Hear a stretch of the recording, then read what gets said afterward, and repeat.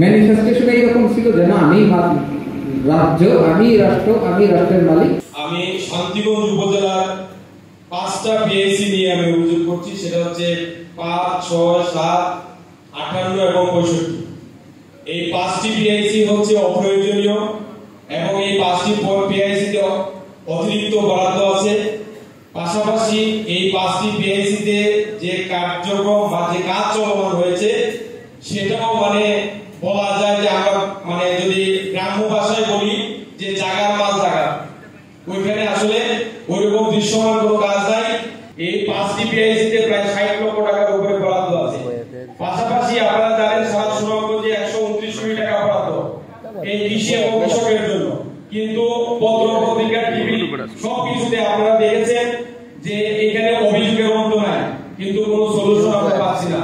প্রথমেই ধন্যবাদ জানানো উচিত ছিল যে দুর্নীতি দমন কমিশনকে এরকম সেবাদাতা এবং সেবা গ্রহীতাদেরকে সামনে এনে এরকম একটা অনুষ্ঠান করার জন্য। আমরা চাই সেটা প্রতি বছর হোক এই সুনামগঞ্জের মানুষের জন্য, প্রত্যেকটা প্রতিষ্ঠান যাতে জবাবদিহিতার আওতায় আসে।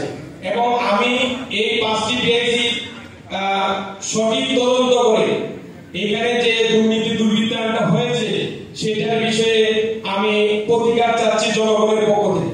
আমাদের এই চলতি সময় পর্যন্ত পেমেন্ট করা হয়েছে 4 কোটি টাকা, অ্যারাউন্ড 4 কোটি টাকা। আমাদের অবশিষ্ট যে পেমেন্ট আছে সেগুলো আমাদের টাস্কফোর্স আছে, আমাদের পানি উন্নয়ন বোর্ডের মাটির কাজ পরিমাপ করার জন্য টাস্কফোর্সের পরিমাপ প্লাস হচ্ছে আমাদের উপজেলা কমিটি যে আছে টাস্কফোর্সের পরিমাপের উপর ভিত্তি করে উপজেলা কমিটির যে অ্যাসেসমেন্ট, সেই অ্যাসেসমেন্ট হবে, তারপরে সেটা আমাদের জেলা কমিটিতে আসবে, জেলা কমিটি পুনরায় অ্যাসেসমেন্ট করবে। এই যে 3টি ধাপ, টাস্কফোর্সের পরিমাপ, উপজেলা কমিটির অ্যাসেসমেন্ট এবং জেলা কমিটির অ্যাসেসমেন্ট, এই 3টি ধাপ প্রেরণের আগে অবশিষ্ট টাকা কোনো ক্রমেই পরিশোধ করা হবে না।